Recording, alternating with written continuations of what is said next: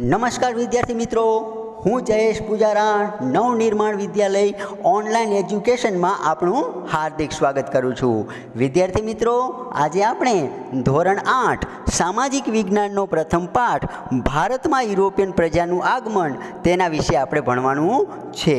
તો વિદ્યાર્થી મિત્રો, આ પાઠની અંદર આપણે શું જોશું તો કે ભારતમાં યુરોપિયન પ્રજાનું આગમન કેવી રીતે થયું અને ભારતમાં યુરોપિયન પ્રજાનું આગમન થતાં ભારત દેશ ઉપર એની શી અસરો પડી તેના વિશે આપણે અભ્યાસ કરીશું. તો પાઠ શરૂઆત કરતાં પહેલાં આપણે થોડું પ્રાસ્તાવિક લઈ લઈએ.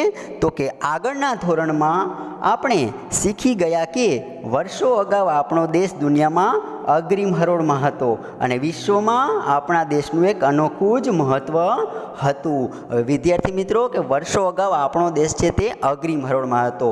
એટલે કઈ રીતે અગ્રીમ હરોળમાં હતો તો કે બીજા દેશો કરતાં આપણા વેપાર ધંધા છે એ ખૂબ જ વિકસિત હતા, આપણા ઉદ્યોગ ધંધા ખૂબ જ વિકસિત હતા અને આપણી પાસે ધન પણ ઘણું હતું. એટલું બધું આપણી પાસે ધન હતું કે એ સમયે ભારત દેશને સોને કી ચીડિયાના નામથી ઓળખવામાં આવતો હતો.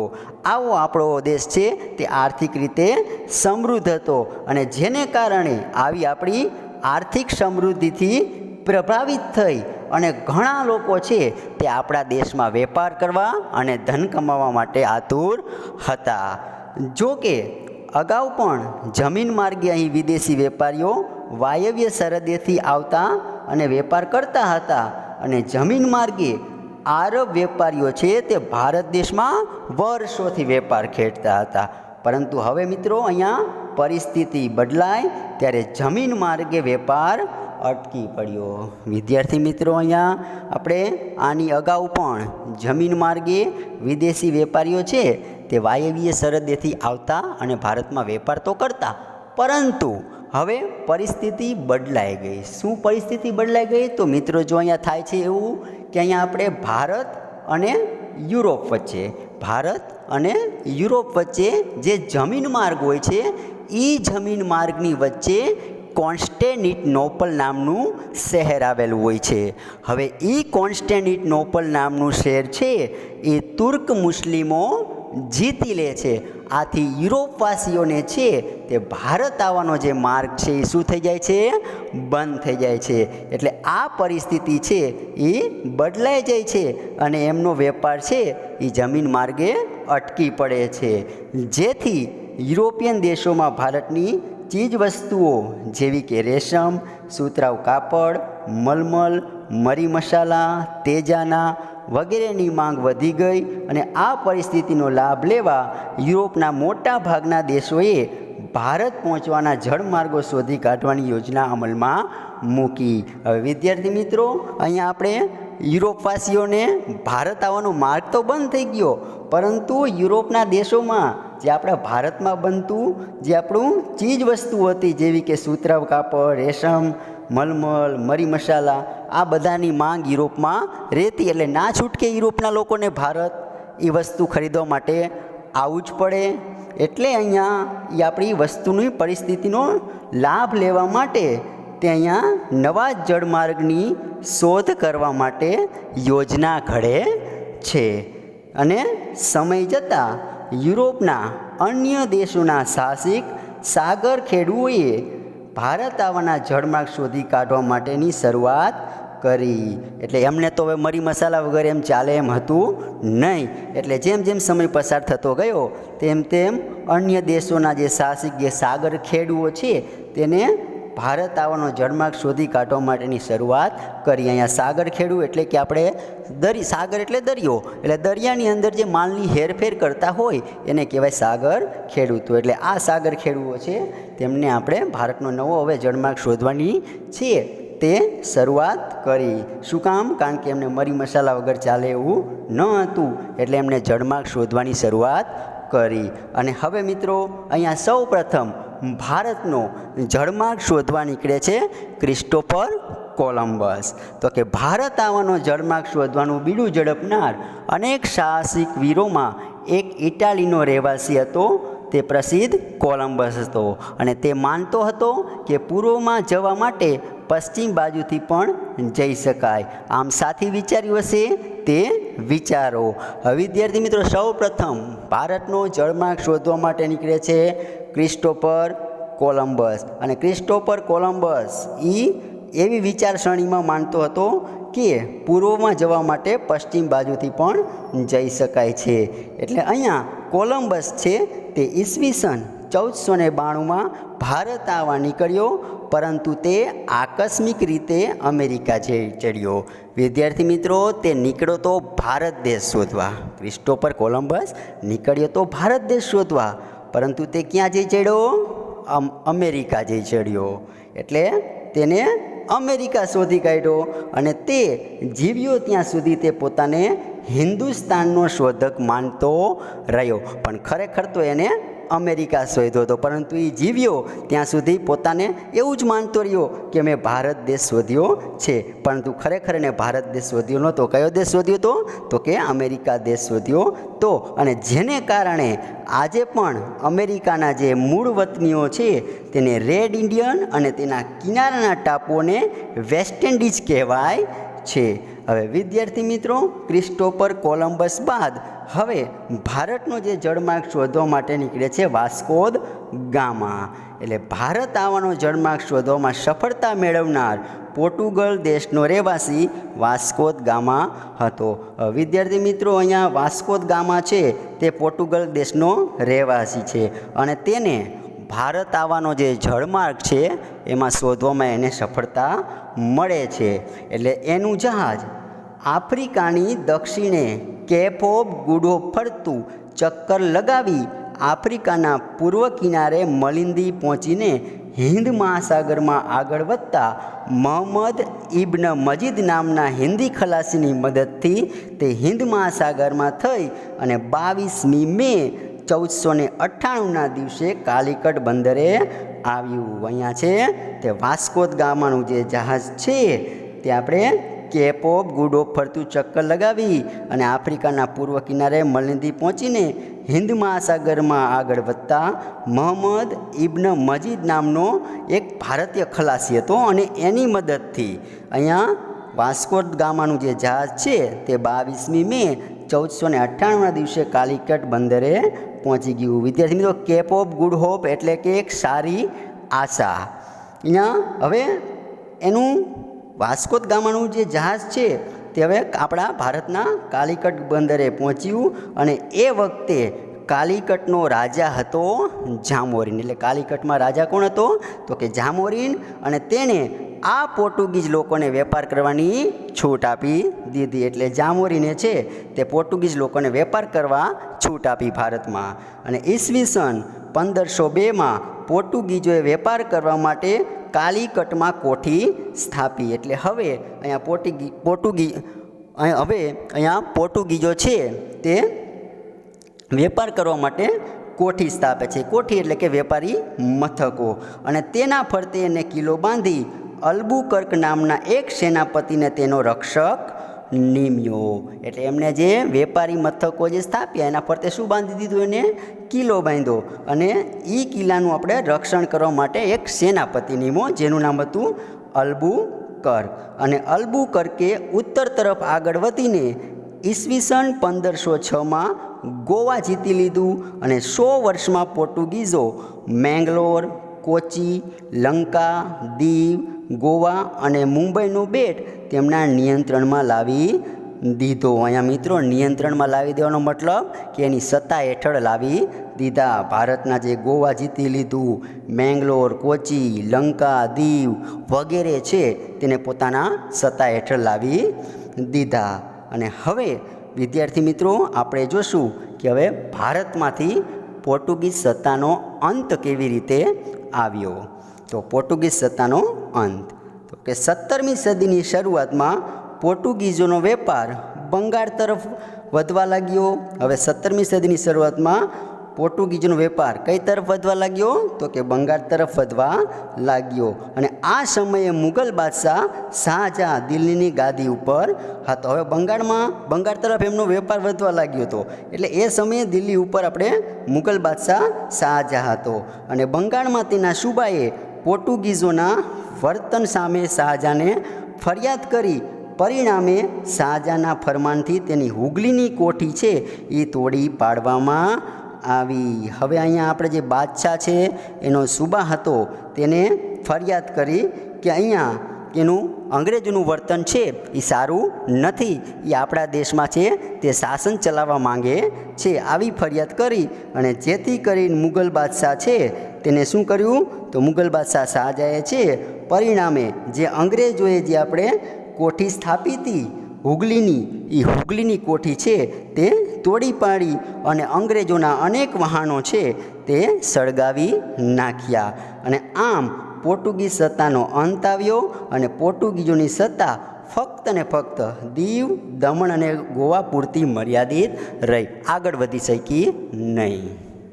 હવે ભારતમાં વેપાર કરવા ડચ લોકો આવે છે. વિદ્યાર્થી મિત્રો, પોર્ટુગીઝોને ભારતમાં 100 વર્ષ વેપાર કર્યો અને આ 100 વર્ષની અંદર એ ઘણું બધું ધન કમાણા અને આથી પ્રેરાઈને હવે ડચ લોકો પણ ભારતમાં વેપાર કરવામાં આવે છે. એમને પણ થયું કે પોર્ટુગીઝોને આટલી બધી સફળતા મળી વેપારમાં, તો આપણે પણ ધન કમાવા માટે જઈએ. એટલે પોર્ટુગીઝ બાદ હવે ભારતમાં વેપાર કરવા માટે ડચ લોકો આવે છે. પોર્ટુગીઝોના આગમન પછીના 100 વર્ષે એટલે કે લગભગ 16મી સદીના અંત ભાગમાં હોલેન્ડ, હાલનું નેધરલેન્ડના રહેવાસી ડચ લોકો. હવે અહીંયા આપણે ડચ લોકો છે એ ક્યાંના રહેવાસી હતા તો કે નેધરલેન્ડના રહેવાસી હતા. અને અહીંયા સૌ પ્રથમ તેમને પુલિકટ અને મદ્રાસ એટલે કે હાલનું ચેન્નઈમાં તેમને કોઠીઓ સ્થાપી, એટલે કે વેપાર કરવા માટે વેપારી મથકો સ્થાપ્યા. અને ઈસવીસન 1663માં આગ્રામાં પણ તેમને કોઠી સ્થાપી.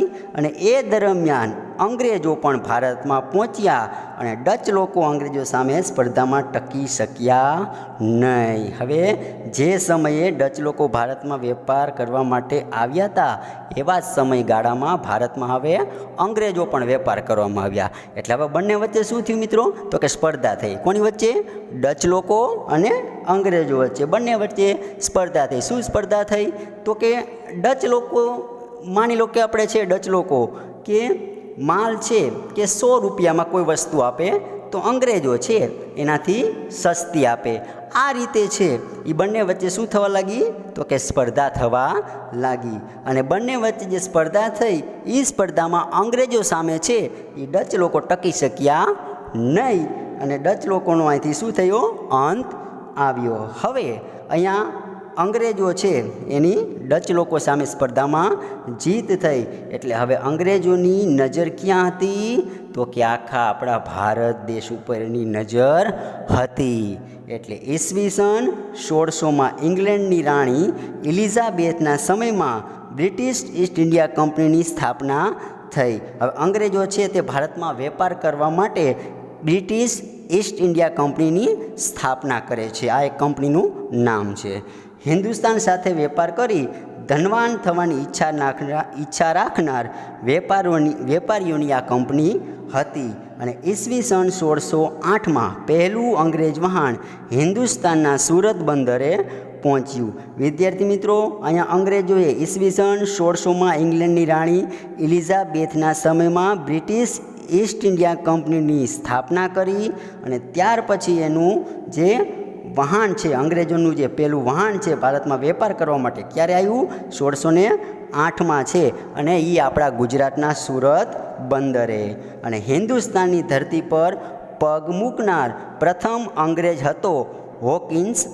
આ વહાણનો કપ્તાન હતો અને તે કોને મળ્યો આવીને તો કે જહાંગીરને મળ્યો, પરંતુ પરવાનગી મળી નહીં. અહીંયા હોકિન્સ અહીંયા સૌ પ્રથમ ભારતમાં એને પગ મૂક્યો અને તે જહાંગીર પાસે એને વેપાર કરવાની પરવાનગી માંગી, પરંતુ અહીંયા જહાંગીરે છે તે પરવાનગી આપી નહીં. અને ત્યારબાદ આવનાર સર ટોમસ રોયે જહાંગીર પાસેથી સુરતમાં વેપારી કોઠી સ્થાપવાની પરવાનગી લીધી. હવે હોકિન્સ પછી ભારતમાં આવે છે સર ટોમસ રો. એટલે સર ટોમસ રો છે એ જહાંગીર પાસે વેપાર કરવાની પરવાનગી માંગે છે અને જહાંગીર છે તેને વેપાર કરવાની પરવાનગી આપી દે છે. આથી સૌ પ્રથમ તે સુરતમાં વેપારી મથક એટલે કે કોઠી સ્થાપે છે અને ત્યાર પછી દિલ્હીની સત્તા શાહજહાં પાસે આવી અને શાહજહાંએ અંગ્રેજોને બંગાળમાં વેપાર કરવાની છૂટ આપી દીધી. જહાંગીરે સર ટોમસનો વેપાર કરવાની છૂટ આપી અને જહાંગીર પછી આપણે રાજા આવ્યો દિલ્હીનો હતો શાહજહાં, અને શાહજહાંએ છે તે ક્યાં આપી વેપાર કરવાની છૂટ? એટલે અંગ્રેજોને હવે બંગાળમાં પણ વેપાર કરવાની છૂટ આપી દીધી. હવે ભારતમાં આપણે વેપાર કરવા માટે આવે છે ફ્રેન્ચ લોકો. એટલે ફ્રેન્ચોએ ફ્રેન્ચ ઈસ્ટ ઇન્ડિયા નામની કંપનીની સ્થાપના કરી ઈસવીસન 1664ની સાલમાં. હવે વિદ્યાર્થી મિત્રો, ભારતમાં ફ્રેન્ચ લોકો પણ વેપાર કરવા માટે આવ્યા અને ફ્રેન્ચ લોકો અહીંયા વેપાર કરવા માટે જે કંપનીની સ્થાપના કરે છે એ કંપનીનું નામ છે ફ્રેન્ચ ઈસ્ટ ઇન્ડિયા નામની કંપની. અને એની સ્થાપના કઈ સાલમાં થઈ? તો કે 1664માં. ખાસ યાદ રાખજો, અંગ્રેજો છે એને જે ભારતમાં વેપાર કરવા માટે જે કંપનીની સ્થાપના કરી હતી એનું નામ હતું બ્રિટિશ ઈસ્ટ ઇન્ડિયા કંપની, અને ફ્રેન્ચોએ ભારતમાં વેપાર કરવા માટે જે કંપનીની સ્થાપના કરી તેનું શું નામ છે? તો કે ફ્રેન્ચ ઈસ્ટ ઇન્ડિયા કંપની. અને અહીંયા ફ્રેન્ચ ઈસ્ટ ઇન્ડિયા કંપનીએ કે સુરત અને પુડુચેરી એટલે કે પોંડિચેરીમાં કોઠીઓ સ્થાપી અને ફ્રેન્ચોની કંપનીનો વડો હતો દુપ્લે. એનો વડો રાખ્યો દુપ્લે, જેને ભારતમાં યુરોપિયન સત્તા વિસ્તાર કરવાની ઈચ્છા થઈ. અને આ જે દુપ્લે છે એને એવું થયું કે ભારતમાં આપણી સત્તા છે એનો શું કરવો છે? આપણે વિસ્તાર કરવો છે, એવી એને ઈચ્છા થઈ. અને આમ યુરોપિયન પ્રજામાં અંગ્રેજો અને ફ્રેન્ચો બે બળવાન કંપનીઓ એકબીજાની હરીફાઈ કરતી હતી. આમાં ઘણી તકરારો અને લડાઈઓ થઈ, જેમાં છેવટે અંગ્રેજો સફળ થયા, પરંતુ ફ્રેન્ચો પાસે છેવટે પુડુચેરી, માહે, ચંદ્રનગર વગેરે થાણા વેપારી મથકો રહ્યા. હવે વિદ્યાર્થી મિત્રો, ભારતમાં બંને બળવાન કંપની, એક તો બ્રિટિશ ઈસ્ટ ઇન્ડિયા કંપની અને ફ્રેન્ચ ઈસ્ટ ઇન્ડિયા કંપની, બંને છે એકબીજાની શું કરવા લાગ્યા? હરીફાઈ. હમણાં મેં તમને કીધું એમ કે બંને છે તે એકબીજાથી સસ્તો માલ આપવા લાગ્યા અને બંને વચ્ચે ઘણી બધી લડાઈઓ થઈ, તકરારો થઈ અને છેવટે આ લડાઈમાં છે તે અંગ્રેજો છે એ સફળ થાય છે ને ફ્રેન્ચો છે તે હારી જાય છે. અને ફ્રેન્ચો પાસે આપણા ભારતના કયા પ્રદેશો રહે છે? તો કે પુડુચેરી, માહે, ચંદ્રનગર વગેરે થાણા છે એ વેપારી મથકો છે તે ફ્રેન્ચો પાસે રહે છે. બાકીના બધા છે તે અંગ્રેજો જીતી લે છે. હવે બંગાળમાં અંગ્રેજોનો વેપાર. હવે અંગ્રેજોનો વેપાર છે તે બંગાળ તરફ આગળ વધે છે. ઈસવીસન 1651માં હુગલી નદીને કાંઠે અંગ્રેજોએ પહેલો વેપાર કરવાની શરૂઆત કરી અને પોતાની કોઠીઓ સ્થાપી અને આજુબાજુ કિલ્લાઓ બાંધ્યા. હવે અંગ્રેજો છે તે ભારતના બંગાળ તરફ આગળ વધ્યા અને સૌ પ્રથમ 1651માં તેમણે હુગલી નદીના કાંઠે એમને પહેલો વેપાર કરવાની શરૂઆત કરી અને કોઠીઓ સ્થાપી અને આજુબાજુ શું બાંધી દીધા? કિલ્લા બાંધ્યા અને પોતાના રક્ષણ માટે સૈનિકો રાખ્યા. એ કિલ્લાનું રક્ષણ રાખવા માટે એને સૈનિકો રાખ્યા. અને મુગલ બાદશાહ ઔરંગઝેબ પાસેથી વાર્ષિક ખંડણી રકમના બદલામાં કરવેરા આપ્યા વગર વેપાર કરવાની પરવાનગી મેળવી લીધી. હવે વિદ્યાર્થી મિત્રો, અહીંયા અંગ્રેજોએ છે તે અંગ્રેજોની જે બ્રિટિશ ઈસ્ટ ઇન્ડિયા કંપની છે તેને મુગલ બાદશાહ ઔરંગઝેબ પાસેથી વાર્ષિક ખંડણી એટલે કે કરવેરો એટલે કરવેરા ભર્યા વગર વેપાર કરવાની પરવાનગી માંગી લીધી કે કોઈ કરવેરા ભરવાના નહીં અને એમને વેપાર કરવાનો, કરવેરા ભર્યા વગર વેપાર કરવાનો, આવી છે તે મંજૂરી માંગી લીધી. હવે કંપનીને વધુને વધુ ધન કમાવાની હોડમાં લાગી ચૂકી હતી. હવે વિદ્યાર્થી મિત્રો, અહીંયા બ્રિટિશ ઈસ્ટ ઇન્ડિયા કંપની છે તે વધુને વધુ જે ધન કમાવાની છે તે હરીફાઈમાં લાગી ચૂકી હતી અને બંગાળમાં કરમુક્ત વેપાર કરવાના ફરમાનમાં ફક્ત કંપનીને જ કરમુક્ત વેપાર કરવાની છૂટ હતી, પરંતુ કંપનીના અધિકારીઓ વ્યક્તિગત વેપાર કરતા તેમાં પણ કર આપતા નહીં અને જેથી બંગાળની કરવેરાની આવક ઘટી ગઈ, જેનો બંગાળના નવાબ મુર્શિદ અલી ખાને વિરોધ કર્યો અને આ વિવાદ દિન પ્રતિદિન વધતો રહ્યો અને અંતે તેના પરિણામે ઈસવીસન 1757માં પ્લાસીનું યુદ્ધ થયું. હવે વિદ્યાર્થી મિત્રો, જો અહીંયા આપણે આગળ કીધું હતું કે અહીંયા કરવેરા ભર્યા વગર અંગ્રેજોએ વેપાર કરવાની છૂટ માંગી લીધી, પરંતુ અહીંયા માત્ર ને માત્ર છે તે આપણે કંપનીને જ કરમુક્ત વેપાર કરવાની છૂટ હતી. બ્રિટિશ ઈસ્ટ ઇન્ડિયા જે કંપની છે એને જ વેપાર કરવાની, કરવેરા વગર વેપાર કરવાની છૂટ હતી. પરંતુ જે કંપનીના જે અધિકારીઓ હતા, બીજા અધિકારીઓ હતા, એ પોતાનો જાતે વ્યક્તિગત પોતાનો ધંધો, એને વ્યક્તિગત ધંધો કહેવાય, કે એ પોતાનો વ્યક્તિગત જે ધંધો કરતા હતા એમાં પણ તે કર આપતા નહોતા. એટલે આથી પછી શું થયું, બંગાળની જે આપણે કરવેરાની આવક છે એ ઘટી ગઈ. એટલે પછી બંગાળનો જે નવાબ છે મુર્શિદ અલી ખાન છે એનો વિરોધ કરે છે અને કહે છે કે તમારે કરવેરા તો ભરવા જ પડશે. અને આ વિવાદ છે એ દિન પ્રતિદિન વધતો જાય છે અને તેને પરિણામે 1757માં પ્લાસીનું યુદ્ધ થયું. હવે આપણે મિત્રો જોશું પ્લાસીનું યુદ્ધ. 1756માં સિરાજ ઉદ દૌલા બંગાળનો નવાબ બન્યો અને જેની અંગ્રેજો ઉપર ધાક હતી. હવે 1756માં ભારતમાં સિરાજ ઉદ દૌલા છે તે બંગાળનો નવાબ બને છે અને એની અંગ્રેજો ઉપર ઘણી બધી ધાક હતી અને જેને કારણે અંગ્રેજો તેને પસંદ કરતા હતા નહીં. અને સિરાજ બંગાળનો નવાબ ન રહે તે માટે અંગ્રેજોએ કૂટનીતિ કરી અને સિરાજ ઉદ દૌલાના હરીફોને મદદ કરી. હવે વિદ્યાર્થી મિત્રો, અંગ્રેજો ઉપર સિરાજ ઉદ દૌલાની ધાક હતી એટલે અંગ્રેજોને પસંદ નહોતા કરતા. એટલે અંગ્રેજોએ શું કર્યું, એક કૂટનીતિ અપનાવી. શું કૂટનીતિ અપનાવી? તો કે જે આપણે સિરાજ ઉદ દૌલાના જે હરીફો, એટલે કે એના જે એની સામે જે એના દુશ્મન હોય, એના હરીફ હોય, એને મદદ કરવાની ચાલુ કરી અંગ્રેજોએ. અને સિરાજ ઉદ દૌલાએ કંપનીને હુકમ કર્યો કે કંપની રાજ્યની બાબતમાં દખલ કરવાનું બંધ કરે. હવે અંગ્રેજો છે એના હરીફોને મદદ કરતા એટલે સિરાજ ઉદ દૌલાએ શું કર્યું, કંપની બ્રિટિશ ઈસ્ટ ઇન્ડિયા કંપનીને હુકમ કર્યો કે તે માત્ર ને માત્ર વેપાર કરે, અહીંયા રાજ્યની અંદર દખલ કરવાનું બંધ કરી દે અને અંગ્રેજો તેની કોઠીઓની કિલ્લેબંધી કરવાનું બંધ કરે અને કાયદેસરનો કર ભરી શરતોનું પાલન કરી વેપાર કરે. અહીંયા આપણે સિરાજ ઉદ દૌલાએ કીધું કે વેપારીઓને, અંગ્રેજોને વેપાર કરવો હોય તો એ કાયદેસરનો કર ભરે અને શરતનું પાલન કરે અને વેપાર કરે.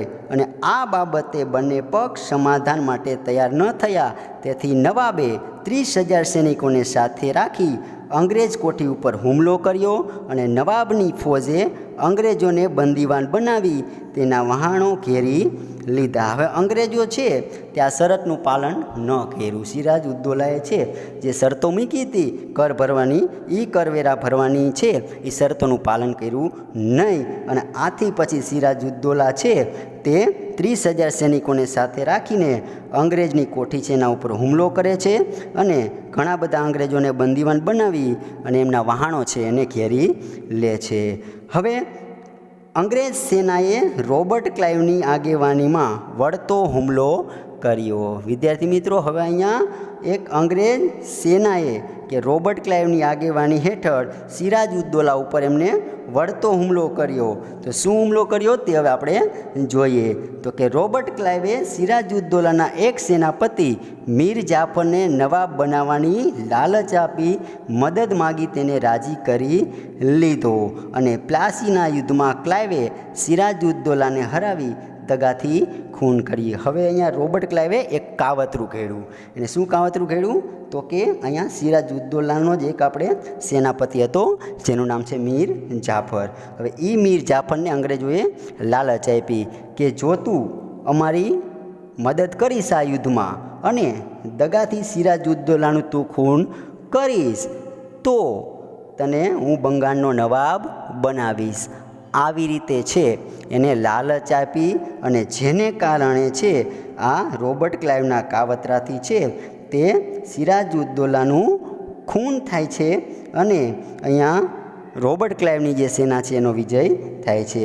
અને ભારતમાં કંપનીની આ પહેલી લડાઈ હતી જેમાં ભારતમાં અંગ્રેજોની સત્તાની શરૂઆત થવાની હતી. માટે આ લડાઈ ભારતના ઇતિહાસમાં એક મહત્ત્વની ઘટના ગણાય છે અને આ બનાવથી ભારતનો ઇતિહાસ બદલાય છે. અને આ 1757માં જે પ્લાસીનું યુદ્ધ થયું એ ભારતમાં કંપનીની પહેલી લડાઈ હતી, એટલે કે બ્રિટિશ ઈસ્ટ ઇન્ડિયા કંપનીની ભારત સામે પહેલી લડાઈ હતી અને અહીંયા આપણે અંગ્રેજ સત્તાની શરૂઆત થવાની હતી. અને ભારતનો ઇતિહાસ બદલાણો. શું કામ? કારણ કે અહીંયા હવે આપણે અંગ્રેજ સત્તાની છે એ શરૂઆત થઈ, એટલે ભારતનો ઇતિહાસ બદલાણો. હવે મિત્રો આપણે જોશું પ્લાસીના યુદ્ધ પછી બક્સરની લડાઈ. તો અહીંયા આપણે બક્સર મુકામે લડાઈ થઈ હોવાથી આને બક્સરની લડાઈ કહેવામાં આવે છે. તો કે પ્લાસીના યુદ્ધ પછી મીર જાફરને બંગાળનો નવાબ બનાવીને કંપનીએ પોતાની ઈચ્છા સંતોષી. હવે વિદ્યાર્થી મિત્રો અહીંયા આપણે આગળ તમે જોઈ ગયા કે અંગ્રેજોએ કીધું હતું, બ્રિટિશ ઈસ્ટ ઇન્ડિયા કંપનીએ કીધું હતું કે આપણે જો તે સિરાજુદ્દૌલાને હરાવવામાં તેમની મદદ કરશે તો એને બંગાળનો નવાબ બનાવવામાં આવશે. એટલે એ શરત મુજબ અહીંયા બ્રિટિશ ઈસ્ટ ઇન્ડિયા કંપનીએ પ્લાસીના યુદ્ધ પછી મીર જાફરને બંગાળનો નવાબ બનાવી દીધો અને બ્રિટિશ ઈસ્ટ ઇન્ડિયા કંપનીએ પોતાની ઈચ્છા છે એ સંતોષી. પરંતુ કંપનીને એવો માણસ જોઈતો હતો જે તેના ઈશારે કામ કરે, પરંતુ કેટલીક બાબતોમાં મીર જાફરે કંપનીનો વિરોધ કર્યો. પરંતુ હજી તો અહીંયા કંપનીને, બ્રિટિશ ઈસ્ટ ઇન્ડિયા કંપનીને એવો માણસ જોતો હતો કે એ પોતાના ઈશારે કામ કરે, એટલે કે એ જે કહે એ મુજબ કામ કરે. પરંતુ મીર જાફર છે એ કેટલીક બાબતમાં કંપનીનો શું કરતો હતો? વિરોધ કરતો હતો અને તેથી કંપનીએ તેને દૂર કરી તેની જગ્યાએ મીર કાસિમને નવાબ બનાવી દીધો. હવે મીર જાફર છે એ બધી બાબતોમાં છે એ સહમત નહોતો થતો, કંપનીની બધી બાબતોમાં સહમત નહોતો થતો.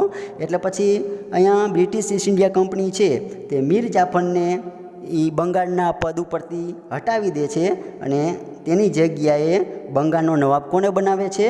તો કે મીર કાસિમને નવાબ બનાવી દે છે.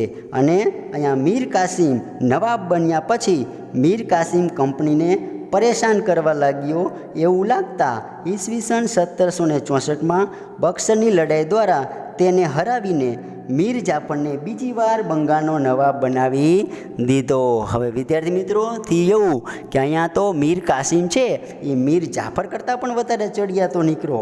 અહીંયા બ્રિટિશ ઈસ્ટ ઇન્ડિયા કંપનીને એવું લાગ્યું તો આની કરતાં તો કે મીર જાફર સારો હતો, આ તો એને વધારે પરેશાન કરવા લાગ્યો એવું અહીંયા અંગ્રેજોને લાગ્યું, બ્રિટિશ ઈસ્ટ ઇન્ડિયા કંપનીને એવું લાગ્યું. જેથી પછી બ્રિટિશ ઈસ્ટ ઇન્ડિયા કંપનીએ શું કર્યું? ફરી પાછો છે તે મીર કાસિમને હટાવી અને ફરી પાછો મીર જાફરને બંગાળનો નવાબ બનાવી દીધો.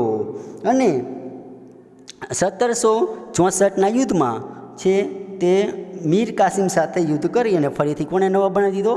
બંગાળનો નવાબ છે તે મીર જાફરને બનાવી દીધો. અને ત્યાર પછી છે તે ઈસવીસન 1765માં મીર જાફરનું મૃત્યુ થયું. તે પછી ક્લાઇવ ખુદ બંગાળનો નવાબ બની બેઠો અને 1765માં છે તે મીર જાફરનું મૃત્યુ થાય છે અને પછી રોબર્ટ ક્લાઇવ છે એ ખુદ બંગાળનો નવાબ બને છે. અને આમ બંગાળથી શરૂ થયેલો અંગ્રેજ શાસને પૂરા ભારતને કેવી રીતે ગુલામીની જંજીરમાં જકડી લીધું અને ઈસ્ટ ઇન્ડિયા કંપની એક વેપારી કંપનીમાંથી આગળ વધતા આખા ઉપખંડની શક્તિશાળી સત્તા બની ગઈ તે વિશે આપણે વધુ વાત આપણે પછીના પ્રકરણમાં કરીશું. મિત્રો અહીંયા આપણે અંગ્રેજોનો વેપાર બંગાળથી શરૂ થયો હતો અને આખા આપણા ભારત દેશને એને ગુલામીની જંજીરમાં જકડી લીધું અને આ ઈસ્ટ ઇન્ડિયા કંપનીનો આખો વેપાર છે તે આખા ભારતમાં આગળ કેવી રીતે વધ્યો તેના વિશે આપણે આગળના પ્રકરણમાં અભ્યાસ કરીશું કે તે એક શક્તિશાળી સત્તા કેવી રીતે બની અને તેનો વેપાર આખા ભારતમાં કેવી રીતે પ્રસરી ગયો તેના વિશે આપણે આગળના પ્રકરણમાં અભ્યાસ કરશું.